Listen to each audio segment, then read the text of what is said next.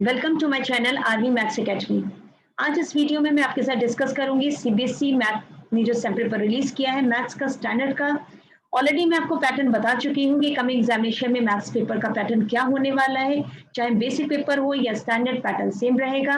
इस वीडियो में केवल मैं आपसे केस स्टडी पे बेस्ड क्वेश्चन है केवल उन्हें ही डिस्कस करूंगी। और अगर इसके अलावा भी आपको कोई प्रॉब्लम आती है तो कमेंट बॉक्स में आप पूछ सकते हैं। तो चलिए मैं स्टैंडर्ड पेपर आपके साथ डिस्कस करती हूँ।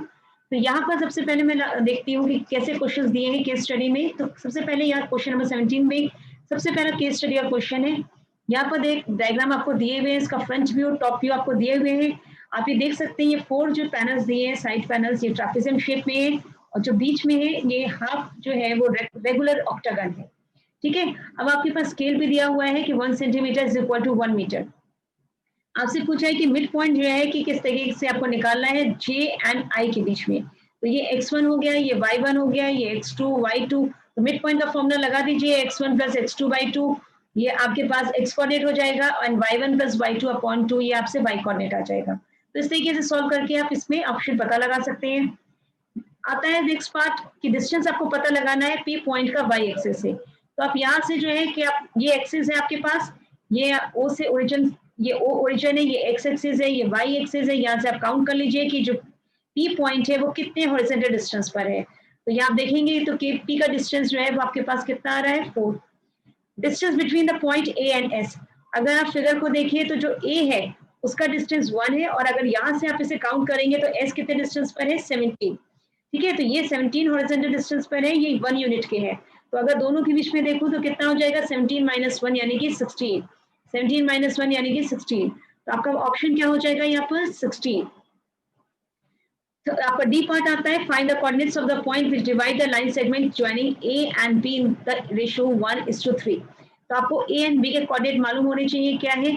तो ए आप देखिए इसकी हॉरिजॉन्टल कितना है 1 यूनिट पर है।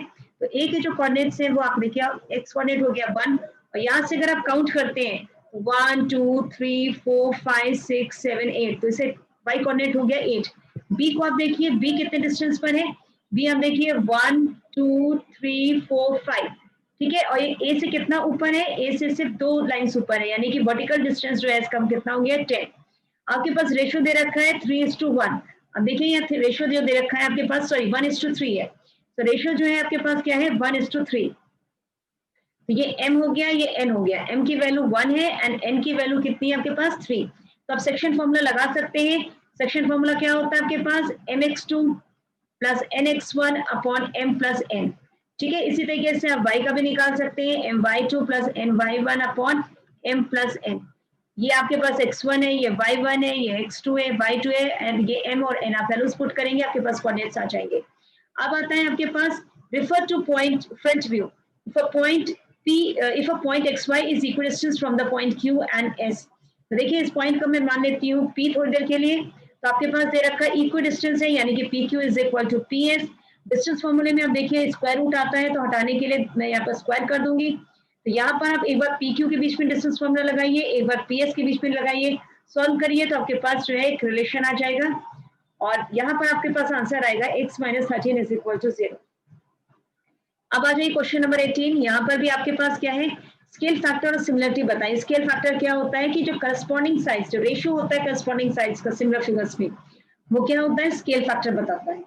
और अगर आप देखिए सिमिलरिटी का तो अगर आपके पास अगर इसे आप रीसाइज कर रहे हैं तो भी आपके पास शेप्स कैसे रहते हैं सिमिलर रहते हैं। अगर आप रोटेट या टर्न करते हैं तो भी सिमिलर रहेगा, रिफ्लेक्शन होगा तो भी सिमिलर, अगर आप ट्रांसलेट करते हैं तो भी सिमिलर रहेगा।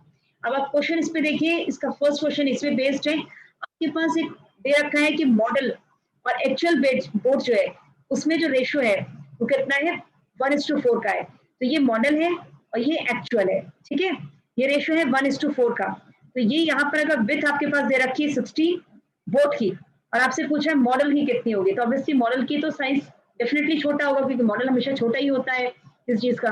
तो यहाँ पर मैं मॉडल का जो मान लेती हूँ वो x और ये कितना हो गया 60।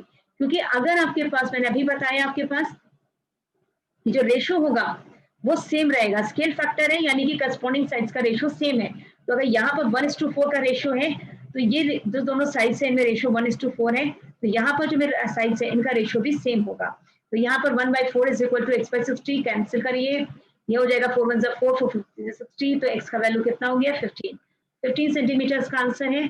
अब आ जाइए, what will be the effect of any two symmetry on any two polygons. तो इसका आंसर सबसे सिंपल है कि हम ऊपर पढ़ चुके हैं कि कौन कौन सी चीजें यहाँ पर, they are not the mirror image of one another, ये एक दूसरे की मिरर इमेज नहीं होती, क्योंकि मिरर इमेज में साइज क्या होता है, सेम होता है, जबकि सिमिलरिटी में साइज जो होती है वो सेम होना जरूरी नहीं होता है। यहाँ पर आपके पास दे रखा है कि ये स्टिक है और यहाँ पर इसकी जो लेंथ है वो कितनी है आपके पास 5 मीटर लॉन्ग है ये, और इसकी जो शेडो है, शेडो हॉरिजॉन्टल होती है, ये 2 मीटर है, और ये ट्री है उसका जो हाइट है वो 12.5 है, इसको x मान लीजिए, जो हमें फाइंड आउट करनी है कि इसकी शेडो की लेंथ कितनी होगी। आप ये देखिए हॉरिजॉन्टल एंड वर्टिकल परपेंडिकुलर होते हैं तो 90-90, सेम टाइम मतलब एंगल ऑफ एलिवेशन दोनों का सेम होगा, यानी ये दोनों ट्राइंगल्स जो है वो ए प्रॉपर्टी से सिमिलर हो गए। अगर सिमिलर हो गए तो करस्पॉन्डिंग साइड्स का रेशियो इक्वल हो गया, तो 12.5/5 इज इक्वल टू x/2। तो आप इसे रिमूव करिए डेसिमल को, 0 2 25 25 to 5, यानी x इज इक्वल टू कितना हो गया 5 मीटर। तो ये इसका आंसर हो गया। अब ये देखिए नीचे मैं आपको फिगर से समझाती हूँ तो आपको समझ में आ जाएगा। यहाँ पर ये जो ABCD है ये स्क्वायर दे रखा है, और ये EFGH जो है EFGHKLMN ये क्या है आपके पास, ये एक रेक्टेंगुलर प्रिज्म है। रेक्टेंगुलर प्रिज्म कैसा है कि टॉप एंड बेस आइडेंटिकल है एंड साइड फेसेस जो है वो रेक्टेंगुलर शेप्स में है, ठीक है। अब ये पिरामिड बना हुआ है, आप ये देखिए पिरामिड की जो साइड से सबकी जो लेंथ है वो इक्वल है, और यहाँ पर E जो है मिड पॉइंट है AT का, F मिड पॉइंट है TB का, ये जो H है वो मिड पॉइंट है TD का, G जो है वो मिड पॉइंट है TC का, ठीक है। तो अब आपसे पता लगाना है कि लेंथ EF की, तो आप ये देखिए EF जो है वो इस ट्राइंगल में आ रही है TAB में, ठीक है। तो TAB में आ रही है जिसमें कि E जो है वो TA का मिड पॉइंट है और जो F है वो TB का मिड पॉइंट है। तो अब देखिए मिड पॉइंट्स को ज्वाइन करने वाली लाइन, अगर मैं according to mid point theorem देखूं तो lines joining the mid point of two sides of a triangle is parallel to the third one and equal to half of it. तो जो EF है वो AB का क्या हो जाएगा, हाफ हो जाएगा। तो अगर ये 12 है तो EF कितना हो जाएगा 6 मीटर। अब आ जाइए, ये देखिए ये हाईवे दिया है जो कि एप्लीकेशन ऑफ पैराबोलस पे बेस्ड है। यहाँ पर जो ओवरपास दिया है हाईवे के ऊपर, और ये किस शेप में है, जो ओवरपास है ये पैराबोलिक शेप में है, ठीक है। अब इस पे बेस्ड क्वेश्चन देखिए, जिस एक्सिस के अबाउट ये पैराबोला बना होता है तो हम ये कहते हैं ये इसकी एक्सिस ऑफ सिमेट्री होती है। तो अब आप ये देखिए आपके पास पैराबोला दिया हुआ है यहाँ पर। अब यहाँ पर आपके पास दिया है कि जो हाईवे है के ऊपर जो ओवरपास बना हुआ है, हाईवे के ऊपर जो ओवरपास है उसको हम इस पॉलिनोमियल से रिप्रेजेंट कर रहे हैं, तो जीरोस बताइए। अगर आप इसके फैक्टर्स करते हैं तो ये हो जाएगा x² - 4x + 2x - 8, और इसको सोल्व करिए तो x - 4 + 2 × x - 4, यानी x + 2 एंड x - 4। इस x + 2 को मैं लिख सकती हूँ x - 2, और ये हो जाएगा आपके पास x - 4, क्योंकि जनरली हम जो पॉलिनोमियल होते हैं उसको हम इस तरीके से रिप्रेजेंट करते हैं x - अल्फा x - बीटा, ठीक है। अल्फा बीटा जीरोस होते हैं, तो यहाँ पर अगर आप कंपैरिजन कर दें तो अल्फा की वैल्यू कितनी है -2, तो एक जीरो हो गया आपके पास -2, और बीटा कंपैरिजन करिए कितना हो गया 4, -2 और 4 जो है वो ये जीरोस हो गए। अब आपको मालूम है कि ये पॉलिनोमियल जो है हमारा x इसमें दे रखा है, तो आपसे पूछा है कि जो नंबर ऑफ जीरोस होंगे पॉलिनोमियल के is equal to the number of points where the graph of polynomial intersect to x, y or x or none of the above। तो ये अगर polynomial x में है तो इसका मतलब यहाँ पे जो नंबर ऑफ जीरोस होंगे वो उतने पॉइंट्स के इक्वल होंगे जहां पर polynomial जो है वो x एक्सिस पे इंटरसेक्ट करेगा, और अगर ये y में होता तो ये y वाला ऑप्शन होता। अब आता है graph of a quadratic polynomial. आपको मालूम है इसका जो शेप होता है पैराबोला होता है। अब आपसे कहा है कि हाईवे का जो अंडरपास है उसका रिप्रेजेंटेशन जो है आपके पास कैसा होगा। अगर मैं उसका 106 ले लूं और सम ऑफ जीरोस जो है वो 0 हो गया, तो सम ऑफ जीरोस अगर मान लीजिए अल्फा प्लस बीटा है, इसका सम जो है वो 0 है, 106 है, तो आप देख सकते हैं बीटा की वैल्यू यानी दूसरे जीरो की वैल्यू कितनी हो गई -6। आपने पढ़ा भी, मैंने बताया आपको कि पॉलिनोमियल का अगर रिप्रेजेंट करते हैं तो क्या होता है x - अल्फा और x - बीटा, ठीक है। तो यहाँ पर अल्फा की वैल्यू 6 है तो x - 6 और x - बीटा, तो बीटा की वैल्यू माइनस है तो माइनस माइनस प्लस, तो a - b a + b यानी x² - 36, तो ये इसका आंसर हो गया। Number of zeros eight polynomial आप डायरेक्ट यहाँ से देखकर नहीं लगाएंगे कि क्या पॉलिनोमियल के कितने जीरोस हैं, आप इसको सॉल्व करिए तो ये हो जाएगा x² - 4x + 4 and +4 that is 8। अब आप ये देखिए कि इसी कंडीशन जो है b² - 4ac <0, यानी कि ये जो है एक्स एक्सिस को टच ही नहीं करेगा, यानी कि जीरो पॉलिनोमियल।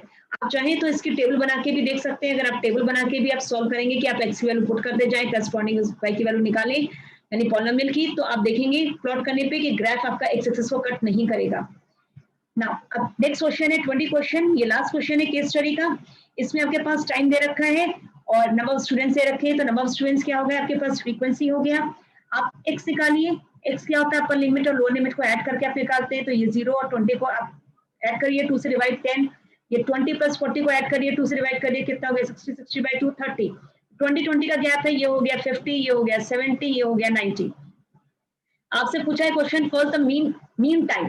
सो मीन जो होता है, मीन का फॉर्मूला होता है x bar is equal to summation f x upon summation f. Frequency का सम आप इसको ऐड कर दीजिए, कितना आ जाएगा 40 आ जाएगा। एफ एक्स यानी इन दोनों को मल्टीप्लाई करिए, कितना हो गया 80 हो गया, ये 300 हो गया, ये 650 हो गया, ये आपके पास 420 हो गया, ये आपके पास 270 हो गया। अगर आप इन सबको ऐड करते हैं तो इन सबको ऐड करने पे आपके पास वैल्यू आती है 1720, यानी 1720 अपॉन 40, 0 0 कैंसिल, 4 4 16 एंड 4 3 12, यानी आपके पास आंसर कितना आ गया 43। What will be the upper limit of the model class. Model class वो होता है जिसकी फ्रीक्वेंसी सबसे ज्यादा होती है। फ्रीक्वेंसी सबसे ज्यादा किसकी है 30, तो ये मॉडल क्लास हो गया। और इसकी अपर लिमिट कितनी है 60, तो अपर लिमिट जो है वो क्या हो गई आपके पास 60, क्योंकि मॉडल क्लास क्या है 40 to 60। Construction of cumulative frequency table. Frequency cumulative frequency table जो होती है वो मीडियन बनाने के लिए यूज होती है, मीडियन डिटरमाइन करने के लिए। Sum of lower limit of median and modal class. तो मॉडल क्लास का जो लोअर लिमिट है वो आपको मालूम है, मॉडल क्लास है उसका लोअर लिमिट क्या है 40, ठीक है। मॉडल क्लास का जो लोअर लिमिट है वो है आपके पास 40। अब आ जाइए मीडियन क्लास का लोअर लिमिट कितना हो जाएगा, ठीक है। कैसे पता लगाएंगे, आप देखिए एन आपके पास फ्रीक्वेंसी कितना है 40, तो इसका एन बाई 2 करिए, कितना हो गया 40 बाई 2 दैट इज 20, ठीक है। तो सबसे पहले हम सीएफ निकाल लेते हैं। सीएफ कैसे निकालते हैं, फर्स्ट नंबर सेम, 10 और 8 18, 13 और 8 8 9 and 3 11 and 1 to 31, 31 and 6 37, 37 and 3 40। आप देखिए 20 की जो है वो 18 से ग्रेटर है पर 31 से लेस है, तो ये आप चूज करेंगे। इससे करस्पॉन्डिंग क्लास इंटरवल देखिए कौन सा है 40 to 60। तो 40 क्या हो गया आपके पास लोअर लिमिट, यानी मॉडल मीडियम क्लासेस की लोअर लिमिट जो है 40 है। तो आपसे पूछा है कि दोनों का जो है सम कितना हुआ, तो 40 प्लस 40 कितना हो गया 80, क्योंकि दोनों की जो लोअर लिमिट है वो सेम है, यानी क्योंकि क्लास इंटरवल सेम है 40 to 60, तो लोअर लिमिट सेम है 40 plus 40 that is 80। How many students finish the race within 1 minute. 1 minute में कितने स्टूडेंट्स रेस फिनिश कर रहे हैं, तो आप ये देखिए फ्रीक्वेंसी देखिए, यहाँ पर 1 मिनट मतलब लेस देन 60, लेस देन 60 मतलब आप इन सबको ऐड कर लीजिए। तो 10 plus 10 that is 20, 20 and 28 and 28 and 3 31, यानी कितने स्टूडेंट्स हो गए 31। तो आपके पास यहाँ पर आंसर आ गया 31। सो दैट्स ऑल, इतने ही आपके पास यहाँ पर केस स्टडी के क्वेश्चन है। बहुत ही आसान क्वेश्चन है, कॉन्सेप्चुअल बेस्ड है या फॉर्मूला बेस्ड है, बाकी कोई चेंजेस नहीं है। सिर्फ आपको पहले भी मैंने बता दिया था कि कंस्ट्रक्शन 2 मार्कर में है, इस बार लास्ट ईयर तक 4 मार्कर होता था। आई होप आपको मैंने केस स्टडी के सारे क्वेश्चंस क्लियर कर दिए होंगे। नेक्स्ट वीडियो में मैं आपके साथ फिर कुछ और शेयर करूंगी। Till then good bye.